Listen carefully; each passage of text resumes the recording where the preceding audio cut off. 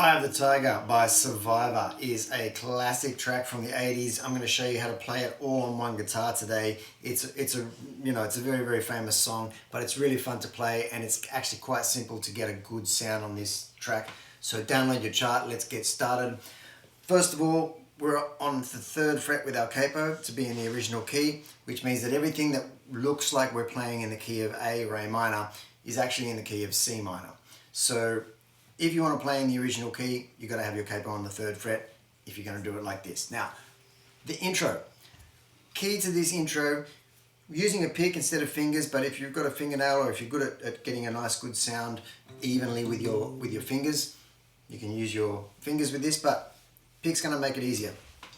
What we're doing, first of all, is we're setting up a 16th note pattern. And if you've seen last week's video on strumming, then you will understand that when I say a 16th note pattern is where it's at, it's going to help you play any rhythm that you can possibly imagine if you can put a 16th note rhythm in your strumming hand. What I mean by that is this. 1E and a 2E and a 3E and a 4E and a 1E and a 2E and a 3E and a 4E and a 1, 2, 3 and 4 are all on the downbeat, always, down strum I should say, which means that 1 and is on a down strum as well, 2 and is on a down strum. So all your 1, 2, 3, 4 on a down strum, your ands in between are also on down strums, which means the E's and the R's, as in 1E and A, 2E and A, the E's and the R's are on up strums. So that allows you to get this really nice, even 16th note pattern. Try and get that down first before you go too much further with this song, because we're going to use it a lot. And you want to be able to do this. Keep that steady rhythm without even thinking about it, so you can actually hold a conversation as you play that 16th note pattern. And if you can do that, and look at my strumming tutorial as well, because if you can do that, you can play any strumming rhythm you need. Any. However, we're doing Eye of the Tiger, so we're just setting up that 16th note pattern. Another little tip is to tilt your pick slightly side on to the strings. So instead of hitting the strings straight on like this, if you tilt the pick a little bit like that at an angle, almost like you're sort of slicing across the top of the string, the tip of the pick will bounce across the string a lot more easily and give you better control and less resistance. And small, tiny movements will also help you gain control of that 16th note pattern. Then you can, lay into it a little bit further on down the track when you want more volume and more energy. So, finally, muting the string. We're on the A string, of course, so we're muting the string by using this part of our hand just resting on the strings lightly in front of the bridge. If you don't go far enough, the string will ring out as normal. If you go too far, the string will lose its actual pitch, or the note will lose its pitch. So find that sweet spot yourself where it gives you a nice muted note.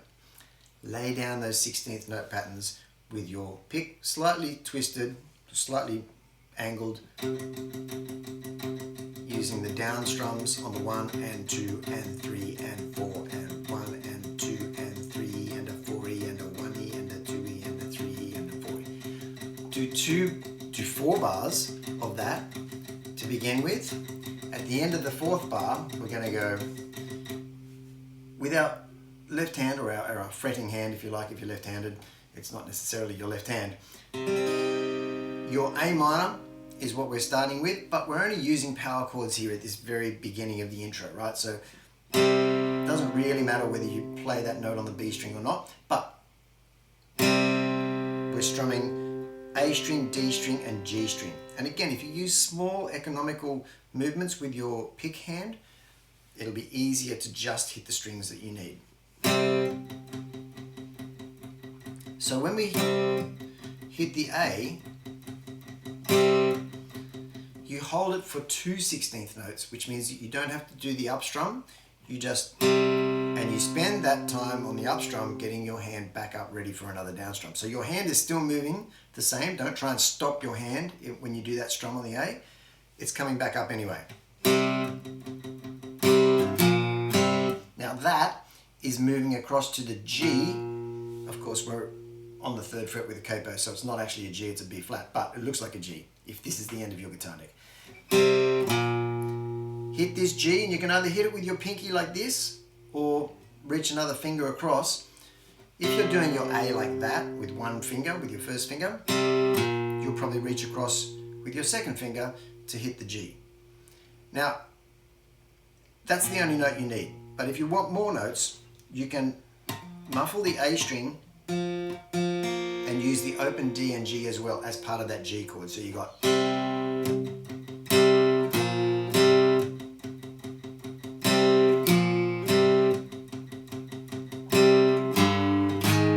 they're all power chords. And what I'm doing is A, G, A, G, A, E, F. And only the first 3 notes maximum out of each of those chords. So they're all power chords. Now the other thing you'll notice, which is a good tip, a really, really useful tip, and keeps your rhythm going the right way, is when you hit the G, it's going to be on an up strum. Now you see on the chart, I've put a little row of X's there. So when you hit the A, you're coming back up, and then you're doing another down strum on the X's. Then on the very next 16th note, you're coming back up, that's when you hit the G. So it's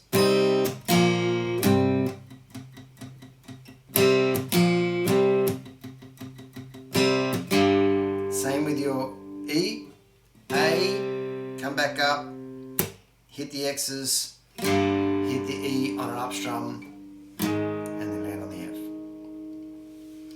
First time through, it's very straight up like that. The second time through, there's a slight change in the second bar accents or the second bar chords. So the second time through, we do this. And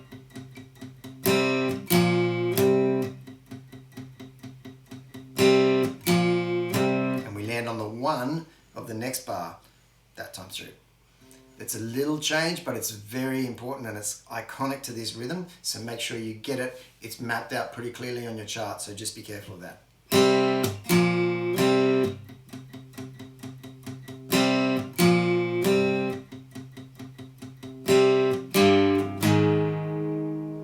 Then we move into the next stage of this riff, which is where we actually use the minor 3rd in our A minor. So the riff that you're going to listen to is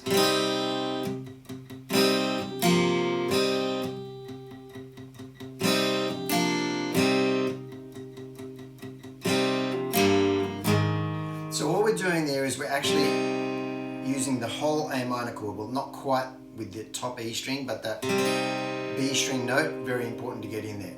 And you're doing pretty much the same rhythm, but instead of having to go all the way over there, what you can do, like to the G note, what you can do if you don't strum this E string, just play the open strings. Just lift off that A minor.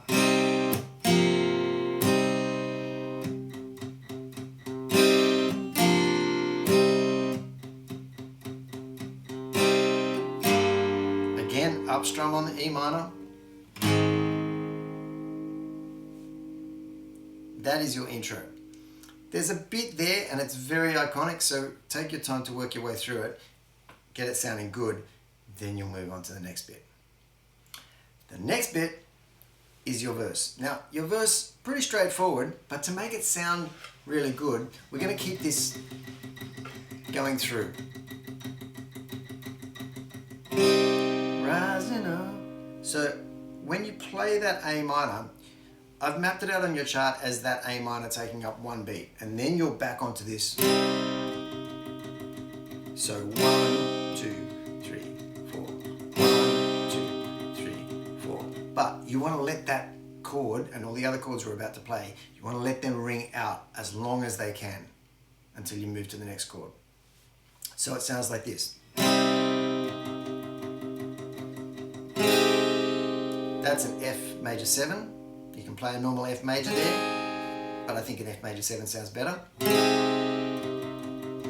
for the G, slide that F major 7 up 2 frets, and you're keeping this open E string going as well. So yeah, what does that make it? It makes it a G6 over A. So here's your A minor. Rising up back on the street. That's an F major 7 over A because we've got this A open A string going. G6 over A. Took my time, took my chances. That's your verse. A minor, 3, 4, F major 7 over A, 3, 4, G6 over A, 3, 4, A minor. And key to that is on beats 2, 3, and 4, whilst you let that chord ring on, come back to this. So you can see how essential this is to be able to come back to it easily, quickly, and put it back on autopilot.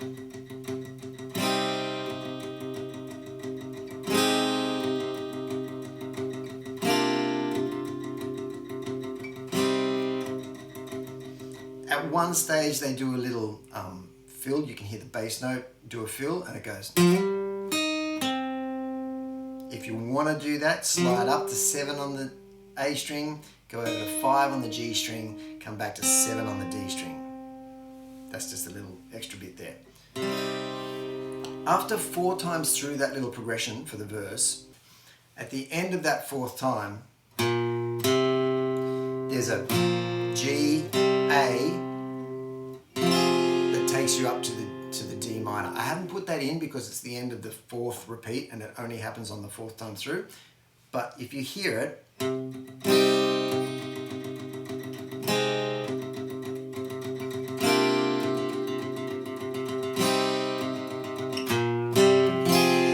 that's the beginning of your chorus on the D. Now the chords for the chorus couldn't be easier. D minor, C, G, rising up to the challenge of our G, and the last known survivor stops his prey in the night, and we're here. We do this little run that goes.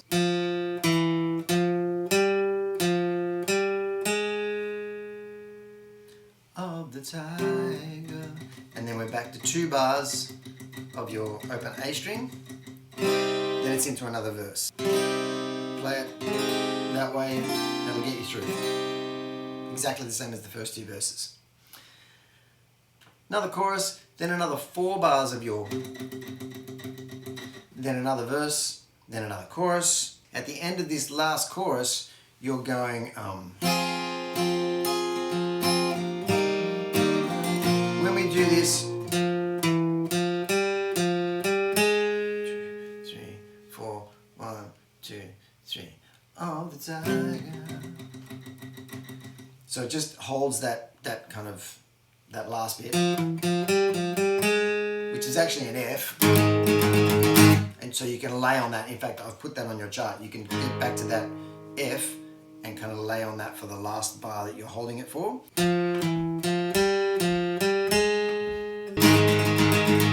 Of the tiger. Right, then we've got another 2 bars of that.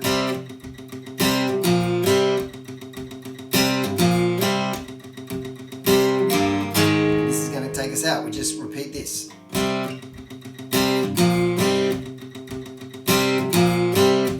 And on the outro, we don't do that little shift in rhythm.